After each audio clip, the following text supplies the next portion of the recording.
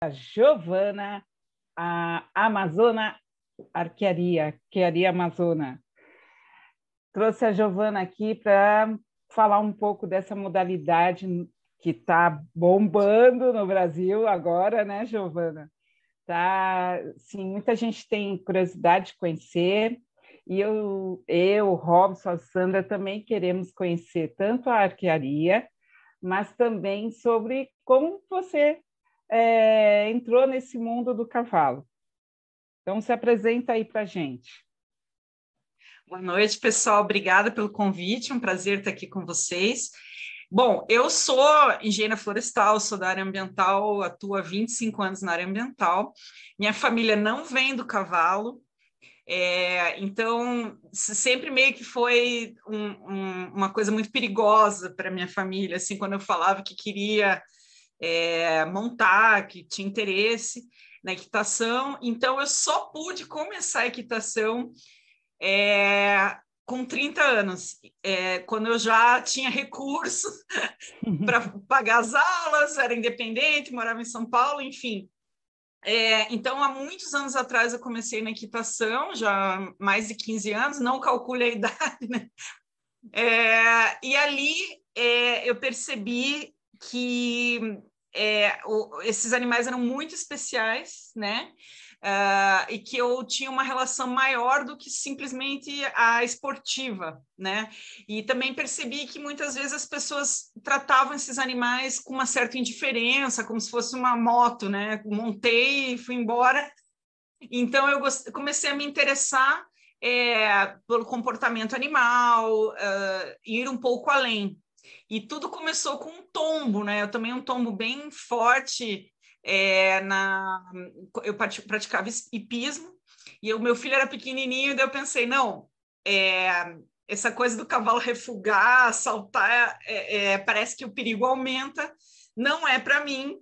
E minha professora me sugeriu o enduro equestre.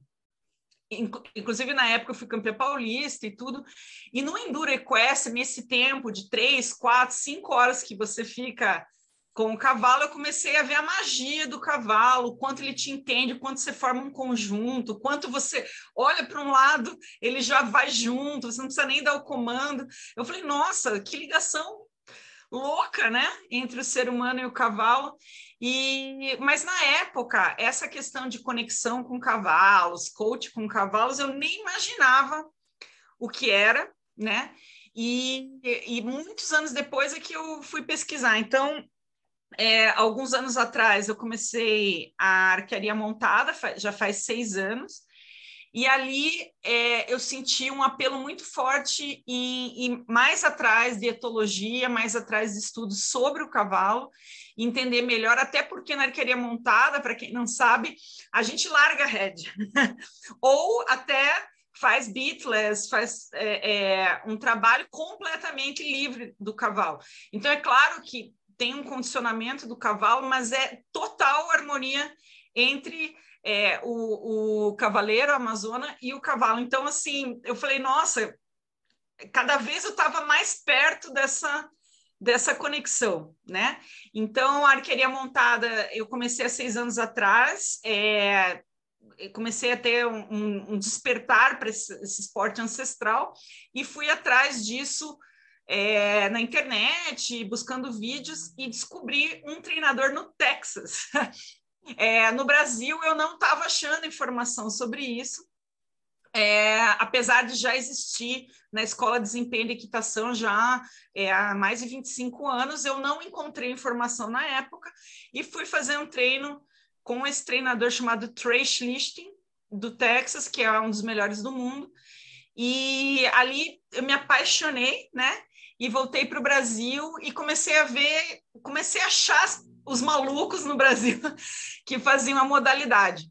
E daí criei uma página no Facebook, Arquearia Montada Brasil, porque não existia nada que juntasse as informações. E me juntei a um grupo do WhatsApp, que hoje já tem 50 pessoas, e criei esse personagem, né, a Amazona Arqueira, dentro do Instagram. Então, hoje a Arqueria Montada, a gente está já bem organizado, já está no 3º encontro brasileiro, pessoal de Goiânia, Minas, São Paulo, Rio, Rio Grande do Sul, nossa, já tem bastante gente interessada. E eu me preocupo muito que a gente discuta as técnicas corretas, quais são os equipamentos, a maioria tem que ser importado, como fazer com segurança. Então, enfim, eles me chamam de embaixadora da Arqueria Montada, os meus amigos, de tanto que eu tento ajudar que as pessoas sigam um padrão mínimo, porque senão cada um compra um equipamento, cada um faz de um jeito, sem segurança, enfim. É um esporte equestre maravilhoso, mas tem suas regras também, né? Então, assim, basicamente essa é a minha história com o cavalo.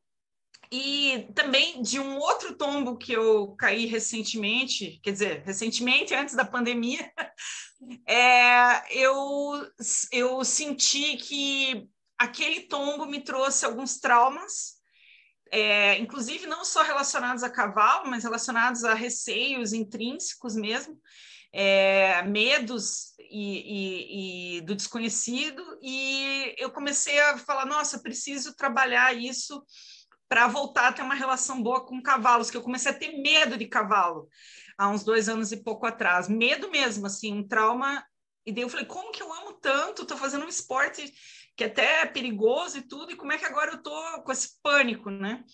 Daí também comecei a pesquisar o assunto, vi essa linha de terapias assistidas por cavalos, conexão com cavalo, coach com cavalo, e encontrei a Silvana no Instagram e vi que ela estava fazendo um trabalho sério com isso, né? Porque a gente sabe que tem muito aventureiro, às vezes, em assunto novo, né?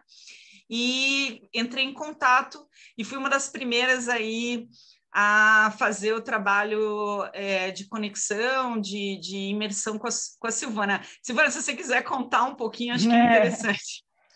Muito legal. Foi um encontro no começo da pandemia, quase, né? Acho que foi isso. Eu fiz um evento de imersão individual, que foi a proposta que eu achei que era viável, e foi muito legal, porque a gente foi uma troca no final, porque a Gi trouxe o arco e flecha, além da gente fazer as atividades, chegava à noite, a gente fazia fogueira, e todo mundo em volta da fogueira, e ela treinando a gente a fazer o arco e flecha. E eu nunca tinha tido contato até então com esse tipo de modalidade, porque realmente no Brasil ainda é muito novo. Agora que está explodindo, mas quando você fala de 6 anos atrás, eu acredito que não tinha nada mesmo, porque eu não lembro disso. Bem pouca gente. Você falou da escola de desempenho, era o Bijark, é isso? Era o único que fazia aqui, né? O Biark era o único que tinha cavalos treinados em uma escola, mas assim, a Vila Cavalcari em Goiânia, o Zé, né, que é o proprietário, ele já fazia tanto tempo quanto o pessoal do Rio, mas ele estava mais isolado, ele ia para o Arizona, ele trazia um pessoal dos Estados Unidos e não conhecia o resto. Então, a gente sentiu essa necessidade de conectar. Mas isso que você colocou, Silvana, que a gente acabou fazendo, ligando a conexão com cavalos da arquearia, foi muito bonito, porque a arquearia é uma arte marcial, né? Ela é ancestral, assim, existem dados históricos que é de um século antes de Cristo, mas eu acho que é até mais antigo. Então, os mongóis, né, conquistaram todo um império enorme que era a Mongólia antigamente por causa da arquearia montada, porque era uma arte marcial muito rápida e dinâmica comparada a quem estava a pé ali com a sua arma, né? Os Sintians, que eram da Macedônia, ali próximo à Grécia, inclusive dizem que a lenda do centauro veio de quem via os Sintians se aproximando, tão harmônicos entre o cavalo e a pessoa, que não dava para distinguir quem era o ser humano, quem era o cavalo. Então começou ali o centauro entrar na mitologia grega. Então é uma história maravilhosa e está ligado muito ao ser humano ancestral. Então todos nós temos algum ancestral que usou arco e flecha, seja algum indígena, seja alguém da Europa, seja alguém da Ásia. Na verdade, o arco e flecha está ligado intrinsecamente tanto quanto o cavalo está na história do ser humano. Isso que é o bonito, né? Então, você atirar com uma fogueira, conversar sobre isso, é tão conectado com a nossa ancestralidade e também com o nosso instinto de sobrevivência, quanto o cavalo também. Então, eu acho que a arquearia montada, ela une esse espírito livre, né, que o cavalo nos traz, e também junto com outro esporte, uma outra atividade que também tem muita história e está ligado ao nosso DNA. Então, todo mundo que, assim como você, a gente acaba levando o arco para experimentar, mostra muito até a sua personalidade, parece que sai assim de dentro da pessoa aquele espírito guerreiro. Então eu acho muito bonito. Então, assim, emendando a isso, além da minha experiência pessoal maravilhosa nessa conexão que a gente fez juntos, né?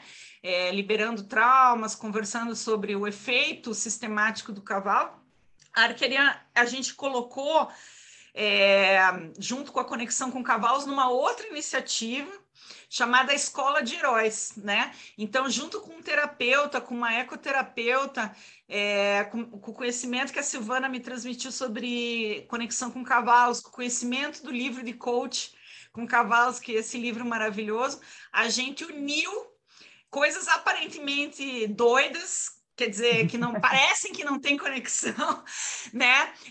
Em encontros presenciais que unem yoga, meditação hipnótica, uma meditação guiada com técnicas de hipnose, a arquearia para trabalhar foco, atenção, instinto, e a parte de conexão com cavalos, sem grandes ambições de que as pessoas saiam curadas de qualquer coisa, mas para ter esse momento de catarse, para ter esse momento onde a pessoa libera, né, algumas informações que estão lá dentro do seu subconsciente. Então, a gente faz esse momento e todo mundo fala que acha incrível, que no final, meu Deus, como que essas atividades que aparentemente são distintas, mas todas têm essa ancestralidade, acabam fazendo sentido, e a gente tem relatos maravilhosos dessa iniciativa Escola de Heróis, que eu, o João Guilherme e a Francelise estamos desenvolvendo juntos e fazendo encontros a cada 2, 3 meses em locais diferentes, inclusive o próximo 28 de maio em Palmeira, no Paraná. E quem tiver interesse, entra lá no Instagram, a Escola de Heróis, porque realmente é uma experiência que tem sido fantástica. Aí eu vejo que as atividades ancestrais da humanidade todas têm conexão e trazem essa força da natureza que está dentro da gente, que está fora da gente, que a gente no meio urbano perde, né? Então, acho que isso é a principal força desse tipo de encontro, é se reconectar com o nosso espírito ancestral e com a natureza também, que tem tudo a ver com o trabalho que a Silvana faz. E nesse Nós caso, todos aqui.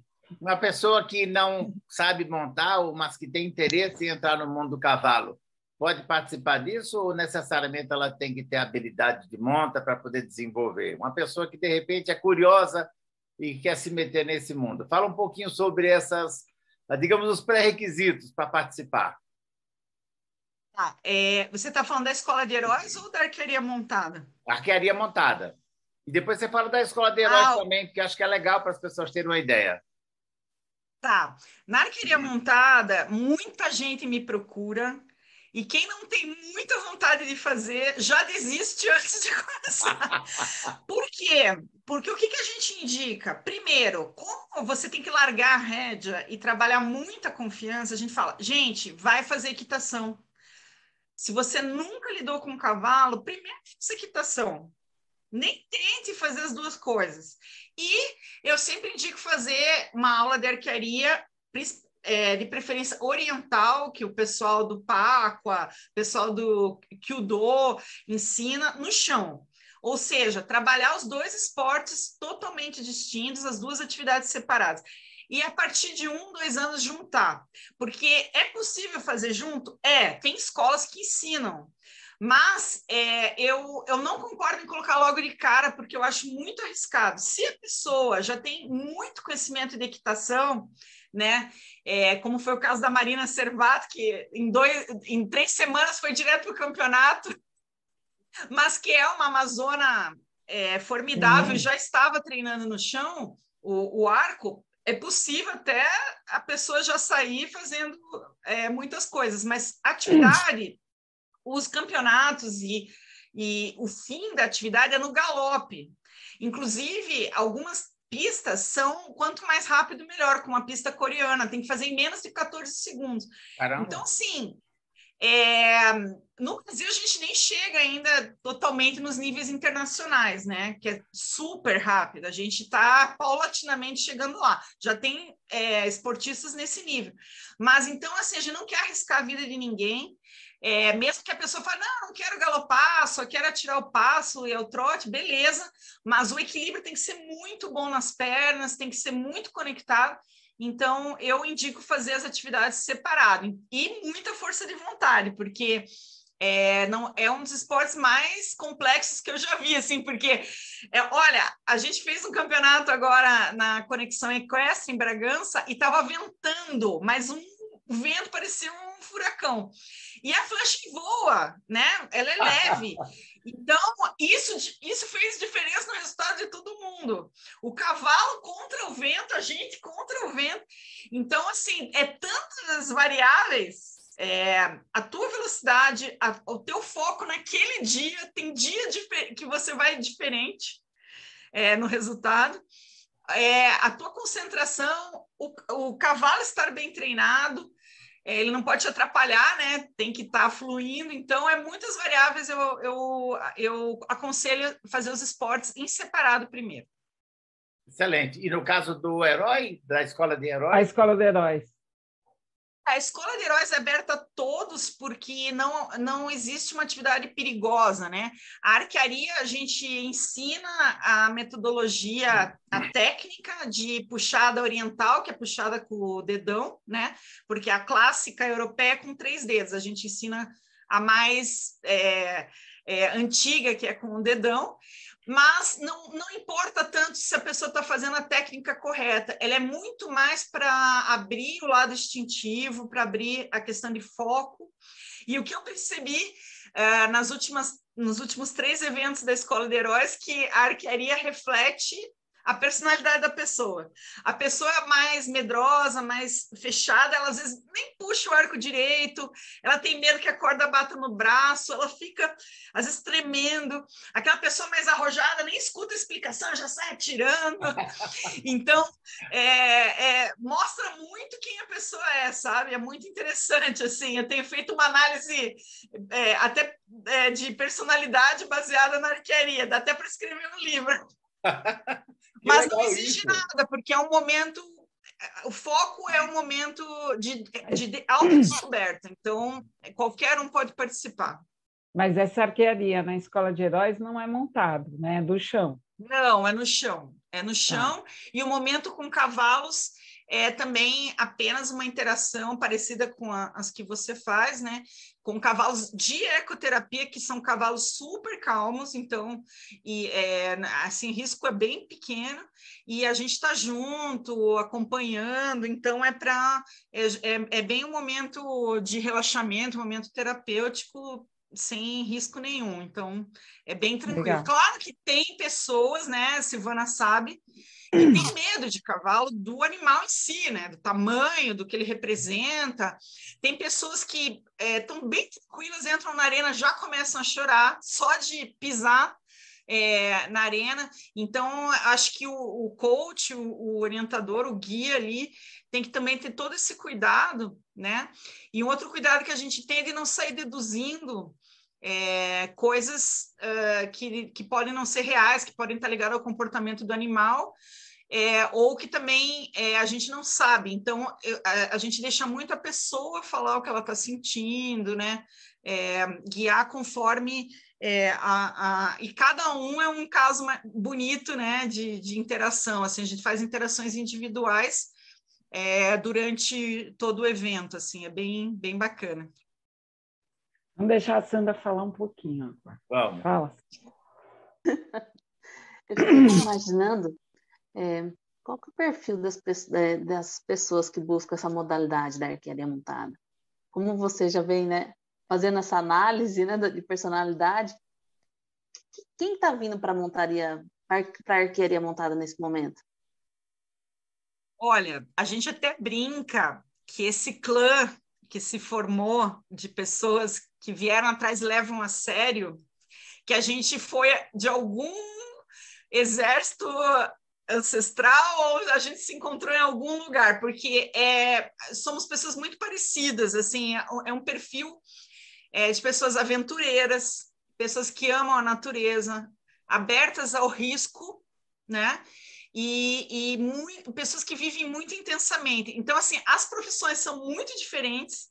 Tem pessoas que trabalham em TI, pessoas que trabalham na indústria madeireira, pessoas da área ambiental, médico, psicólogo. Tem gente, assim, as profissões são muito variadas, mas é um perfil muito similar. Tanto que quase todas as encontros a gente faz uma festa ancestral a caráter depois do campeonato, com roupas vikings, roupas celtas, todo mundo é estudioso de história e gosta dessas coisas e quer botar elementos antigos nos seus trajes, assim, eu acho muito impressionante. Nesse último a gente teve dança tribal, fusion, fogueira, dança circular. Então, assim, eu acho que vai além do esporte, sabe? Não, ele se distingue dos outros esportes mais técnicos da equitação, por exemplo, como o hipismo, que as pessoas vão lá, pagam a inscrição, fazem, vão embora com o seu técnico e tal. Não, é uma família. Assim, todo mundo que entra é abraçado. E teve um comentário nesse terceiro encontro que acabou de acontecer na Conexão Equestre, que eu falei, isso resume muito bem.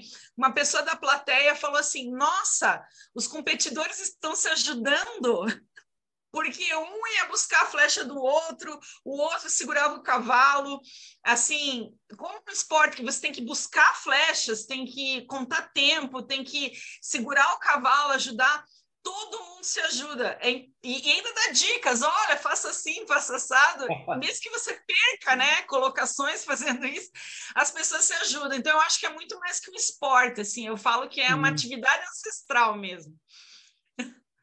Muito legal, muito legal. E precisa ter um cavalo específico para isso, Gi? Como não, qualquer raça pode.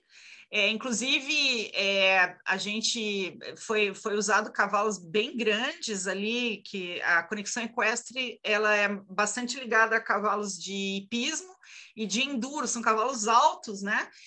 Tinha cavalos bem altos participando, parecido com lusitano, algumas misturas, e tinha cavalo mais baixo, quarto de milha, tem cavalo sem raça definida, então tem de tudo. É claro que, se você pegar os primórdios lá o pessoal que faz os mundiais, geralmente são na Mongólia e na Coreia. Então, eles usam aquele cavalinho mongol pequeno, que corre, feito um demônio. Então, aquele cavalo é o mais usado, tá? Assim, porque no meio oriental, a Indonésia, para você ter ideia, é o esporte nacional, a arquearia montada. A gente nem sabe disso. É um dos esportes mais populares, passa na TV. Então, esses cavalinhos menores, eles são mais rápidos. Eu fui para a China a trabalho, para Beijing, há anos atrás, e me aventurei doida de ir lá fazer uma aula com o mestre Shen, de arquearia montada lá perto de Beijing. E em 5 minutos no chão, com arco de bambu, aquela coisa bem tradicional, ele falou, você atira bem, pode montar. Menina, eu acho que eles estão procurando minhas flechas até hoje, porque era tão rápido esse cavalo mongol, mas tão rápido, que em 3 passadas eu falei, não quero. Porque eu fiquei com muito medo. Eles são realmente... E é nessa velocidade que eles fazem os mundiais. Então, assim, eu não sou uma pessoa que vou para um mundial. Tem os meninos lá do Rio, o Onon aqui de São Paulo, esses caras vão lá para mundiais e tudo porque tem o nível, mas assim, essa velocidade não é para realmente quando você vê, já passou. Para você entrar nesse esporte, só por curiosidade, porque o enduro, para você fazer uma prova, por exemplo, de 50, você tem que graduar, você tem que fazer uma menor, depois fazer outra e tudo mais. Como é na arquearia? Porque eu não tenho nem ideia de como seja o campeonato. Por exemplo, eu sou bem amadora, nunca é minha segunda prova. Eu posso participar? Como que é essa história? A gente ainda não chegou aqui no Brasil no nível de organização que tem no exterior para fazer nível iniciante, intermediário e avançado, né? Então a gente está fazendo uma categoria só e as pessoas que querem fazer mais devagar ou que não estão no nível não tem problema, elas vão ficar lá nas últimas colocações, mas a experiência e as pistas são as mesmas, tá? Por enquanto, porque a gente tem poucos atletas, mas a ideia, a gente estava até brincando quais as categorias que a gente vai fazer, e a gente até falou, tem que fazer uma acima de 45 porque, anos, né? Porque como ela é democrática, mistura homens, mulheres e todas as idades, a gente tá, o pessoal mais está ficando para trás dos novinhos que são mais... E mais focados, né? Eu falei, olha, eu nem tô enxergando o alvo aqui, viu? Minha miopia, não sei nem onde que tá, mas... Então, tem que colocar um alvo maior, mas né? Tem que colocar um alvo maior. E pior que não dá, porque o tamanho de alvo é padrão. Então, assim, como ela é um esporte ancestral, tem pista coreana, pista húngara. A pista coreana são 3 tiros de lado, a pista húngara é um tiro de frente, um tiro de lado, um tiro de costas, essa é a mais difícil. Daí tem pistas que os americanos inventaram, tipo Texas Hunt, que eles colocam os animais de borracha, você vai fazendo curvas e atirando, simulando uma caçada. Tem o tiro para cima, que é turco, que é o kabak, que é tipo um sino que você atira 8 metros de altura e a flecha bate e faz plim. Então, assim, é muito interessante, mas já existem formatos de pistas mundiais e a gente usa a mesma regra internacional da federação e das associações internacionais para as nossas provas. Porém, o nível de tempo e algumas coisas a gente adapta porque no Brasil ainda não tem tanta gente fazendo, né? Quantas pessoas, mais ou menos? As provas vai 12, 13, no máximo 15 pessoas, mas praticantes no Brasil e que estão nesse grupo, a gente está em 40, 50, mais ou menos. Ah, legal. Muita gente faz só por prazer, não quer competir, né? Entendi. Então, uma das questões que a gente costuma explorar aqui nas nossas entrevistas, os nossos entrevistados, é essa relação ou essa interação homem-cavalo. E, principalmente, trazer a abordagem do cavalo como um facilitador, como um co-facilitador para processos terapêuticos, processos de autoconhecimento. Me faz uma geral sobre o teu ponto de vista da escola de heróis ou mesmo da arquearia, onde a pessoa poderia desenvolver determinadas habilidades, igual você fez aquela classificação na escola de heróis. Olha, as pessoas mais tímidas, elas têm esse tipo de comportamento. Uma pessoa está sem foco, sei lá, um estudante que está querendo escolher a profissão, ele não tem foco, sabe? Para a gente conseguir enxergar de uma forma mais clara a aplicação dessas duas modalidades no desenvolvimento humano. Isso. Bom, vou começar com a arquearia, né? A arquearia, além da habilidade motora e o foco de visão e tudo que desenvolve, a gente chama de arquearia instintiva o trabalho de chão, porque realmente não é muito diferente de uma arquearia olímpica ou de field archery, que você para, mira, olha de novo, você tem chance de dar o teu zoom, né? Na arquearia montada é simplesmente pegar a flecha e atirar. Não dá tempo, é no galope.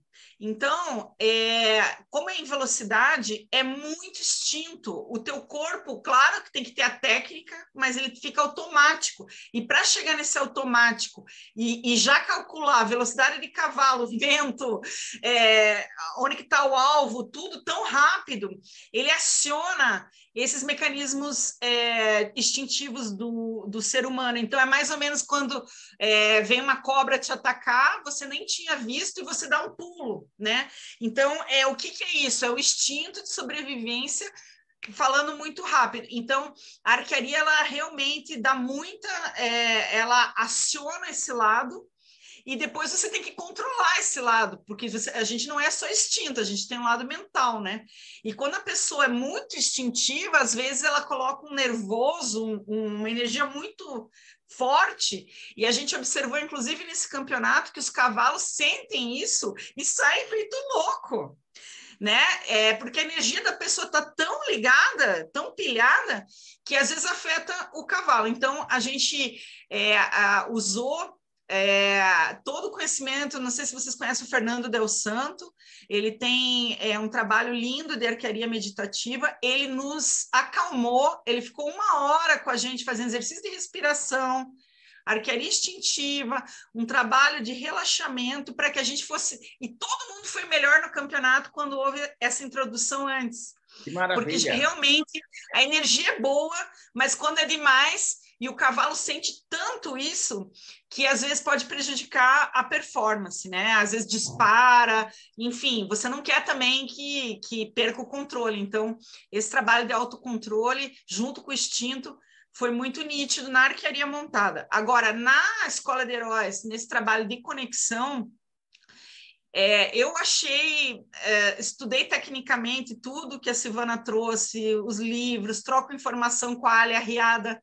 do Rio Grande do Sul, converso com muita gente sobre isso, mas toda vez que a gente faz uma sessão, ela me impressiona, porque os cavalos têm reações distintas para cada pessoa que entra, e é muito nítido. A gente teve pessoas agitadas que entraram, que os cavalos não paravam quieto, mesmo cavalos super calmos, não paravam 1 minuto quieto, e eu tive que fazer a pessoa fazer exercício de respiração para a gente poder fazer o trabalho, porque os cavalos entraram no agito da pessoa.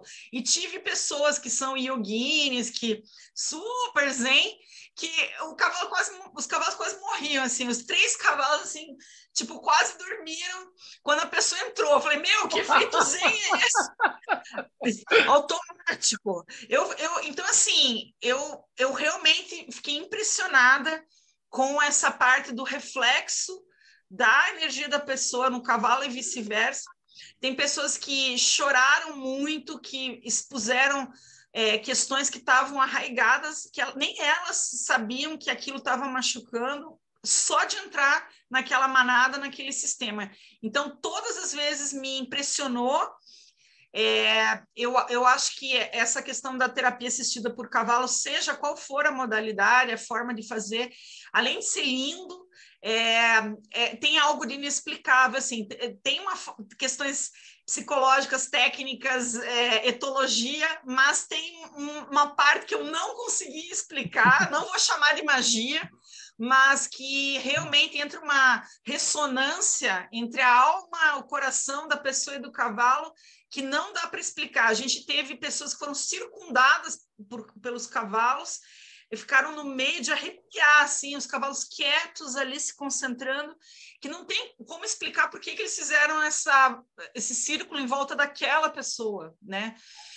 Então, teve várias coisas muito inexplicáveis que eu senti, assim, que mesmo as pessoas mais que não acreditam muito em nada, que foram céticas, saíram emocionadas. Então eu quero mergulhar cada vez mais nesse mundo, já estou preparando meu centrinho de trabalho lá em Contenda, e aqui no Paraná, porque realmente é uma coisa linda que eu gostaria de aprofundar cada vez mais.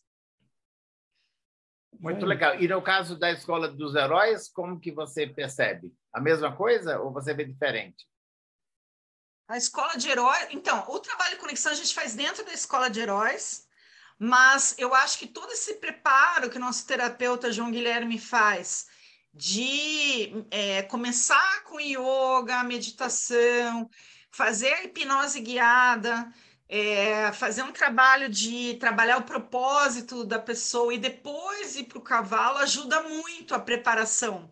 Não é aquela coisa, a pessoa vem agitada, pegou o carro, foi para uma fazenda e já entra num redondel ou numa arena para interagir. Tem um trabalho de abrir um pouco esse campo, né, da pessoa, abrir a mente, abrir o espírito para estar com os cavalos. Então, eu acho que faz toda a diferença essa mistura de técnicas que a gente tem usado antes da interação com o cavalo. E também tem uma questão que a gente está discutindo, que é o que fazer depois, porque a interação com o cavalo, às vezes abre portas, abre umas caixas pretas, que a pessoa precisa trabalhar com isso depois, ela precisa ir fazer uma terapia, a terapia que ela tem mais afinidade, né? Seja comportamental com psicólogo, seja hipnose guiada por mais tempo, ou até mesmo um trabalho de barra de access, mas ela precisa ter opções de continuidade, porque eu sinto que ali é só o começo, a ponta do iceberg.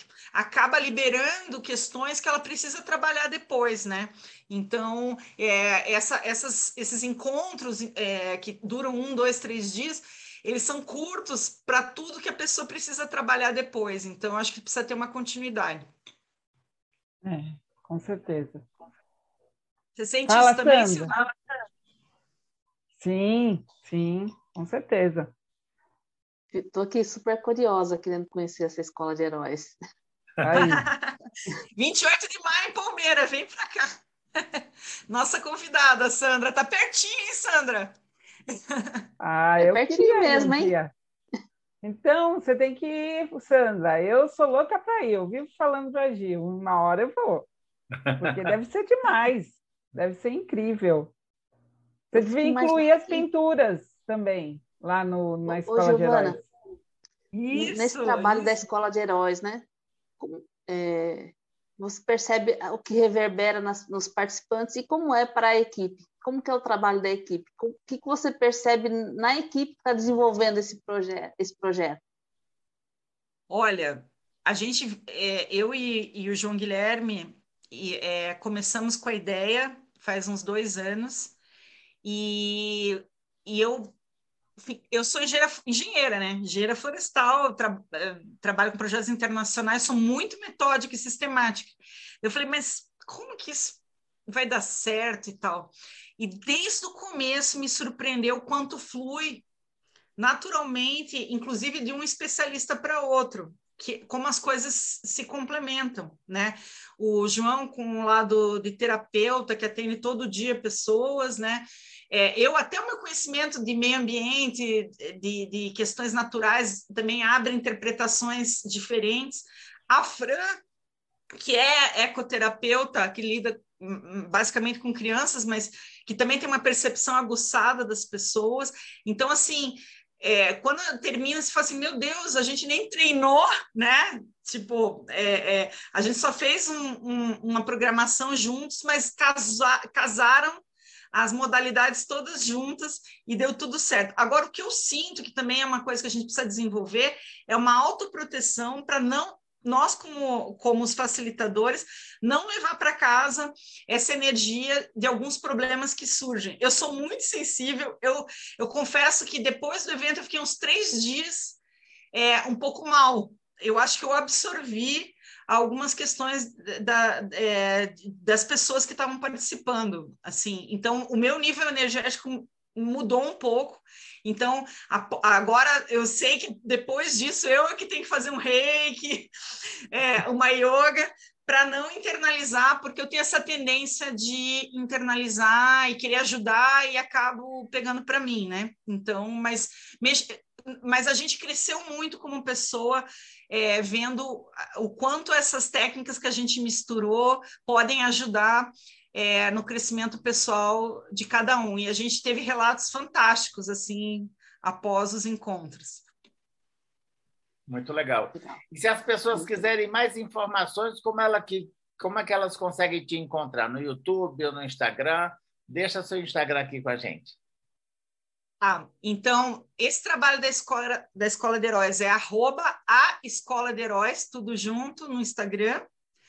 E também o terapeuta João Guilherme Lourenço faz um trabalho fantástico, ele coloca vídeos quase todo dia, faz um trabalho bem bacana também online.